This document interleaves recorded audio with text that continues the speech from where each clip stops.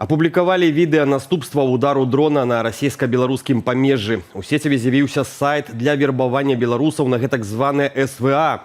І што з пошукамі альпіністаў у гарах Кыргызстану? Пра гэтыя ды іншыя падзеі серады 12 жніўня распавядзём у найбліжэйшыя хвіліны.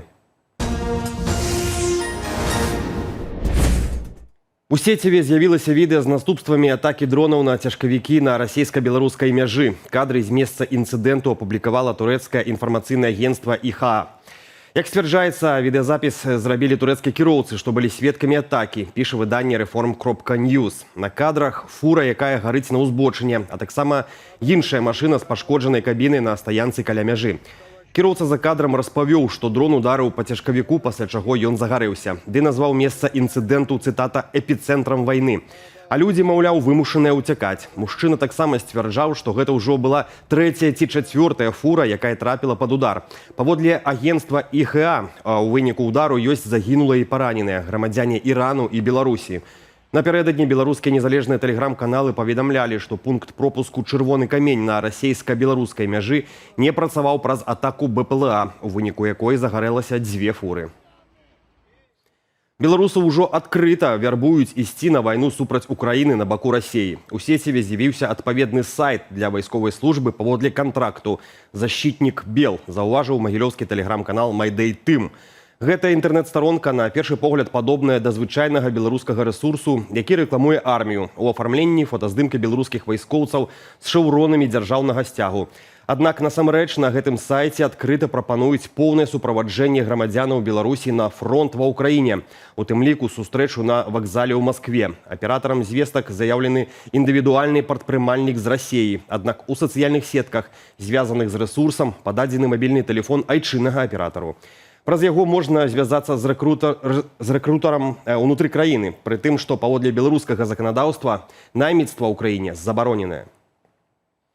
Пошукі альпіністаў, 2 беларусаў і грамадзяніна Літвы ў Кыргызстане прыпыненыя праз складаныя ўмовы надвор'я. Пра гэта са спасылкаю на Міністэрства надзвычайных сітуацый Украіны паведаміў Азатык, аддзел Радыёсвабода, што асвятляе падзеі ў Цэнтральнай Азіі. Напярэдадні пошукавая група з дапамогай дронаў агледзела склоны да вышыні 4800 метраў, бо вышэй усё было закрыта аблокамі. Аднак слядоў групы так і не заўважылі. Відэа з БПЛА перадалі ў штаб для аналізу. Паведамлялася, што пошукі маюць працягнуць сёння з паляпшэннем надвор'я. Пошукавая група збіралася вывучыць самае імавернае месца, дзе могуць быць альпіністы, а менавіта ўчастак паміж 2 лагерамі, які дагэтуль не ўдавалася добра агледзець. 3 альпіністаў, якія ўздымаліся на пік Курумды, перасталі выходзіць на сувязь 4 жніўня. Ратаўнікі пакуль здолелі знайсці іхны пусты намёт. Трагедыя на вытворчасці ў Талачынскім раёне. Машыніст экскаватара загінуў пад уласнаю тэхнікаю. Здарэнне адбылося на пачатку жніўня падчас працы ў кар'еры для нарыхтоўкі торфу. Цяпер жа падрабязнасці распавялі ў Дзяржаўным камітэце судовых экспертызаў. Экскаватар з'ехаў у кювет і перавярнуўся, прыціснуўшы рабочага. Мужчына памёр на месцы. Паводле высноваў судова-медычнай экспертызы смерць наступіла ад механічнай асфіксіі у выніку здушэння грудной клеткі і жывата. Паводле гэтага факту праводзіцца правяранне.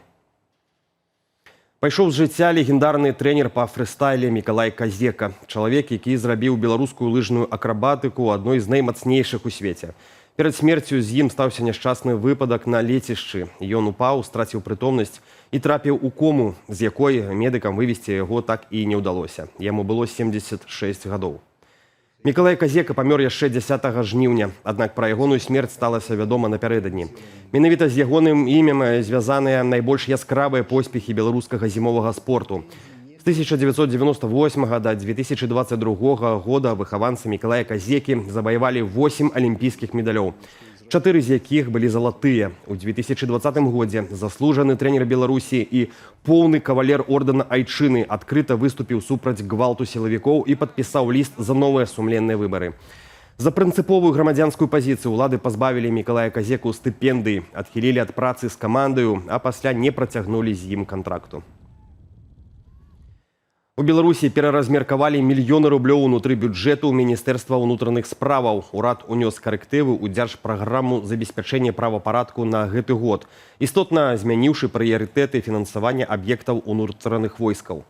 У выніку агульная сума вылучаных сілавікам грошай не змянілася. У выйгрышы аказаліся інфраструктура сілавікоў у сталіцы. Напрыклад, на будаўніцтва комплексу для спецтранспарту на вуліцы Маяковскага дадалі яшчэ больш за 1,5 мільёна рублёў, агулам павялічыўшы каштарыс да 65 мільёнаў.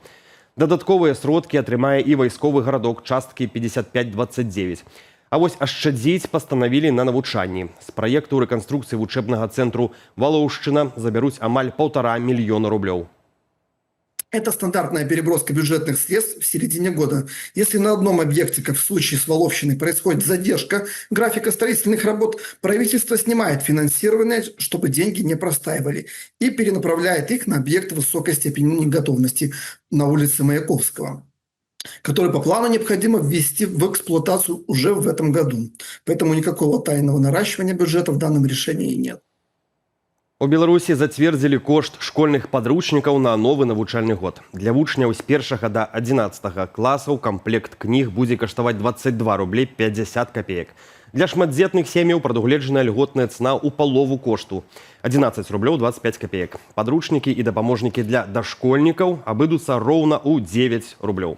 Сталіся вядомыя і цэны на харчаванне. З пачатку новага навучальнага года школьныя абеды ў Беларусі падаражэюць на 5%. Гэтак цяпер за другі сняданак у Менску бацькі заплацяць ад 2 рублёў 41 копейкі да 2 рублёў 85 копеек у залежнасці ад узросту. А паўнавартасны абед у групе падоўжанага дня будзе каштаваць 3 рублі 45 копеек. Затое ў школьных сталоўках з'явяцца нагетсы, пельмені, блінцы і сырнікі з рыкотай. Прадукты пройдуць суровы кантроль, а гатаваць іх будуць у параканвектаматах без кроплі фрыцюрнага алею. Добрыя навіны з гарадзенскага заапарку. Упершыню ў гісторыі там нарадзілася маленькая палярная савяня. Яго бацькі Нейсан і Букля некалькі гадоў прыглядаліся адно да аднаго, пакуль не зрабіліся ідэальную параю. За жыццём новага насельніка заапарку ў горадні глядзім без каментара.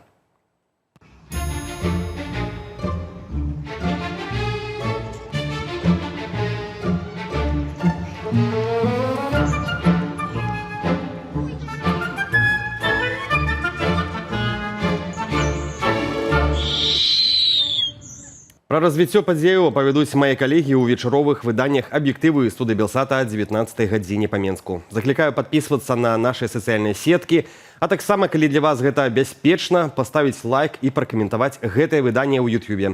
Так вы падтрымаеце нашу працу. Беражыце сябе і заставайцеся з Белсатам.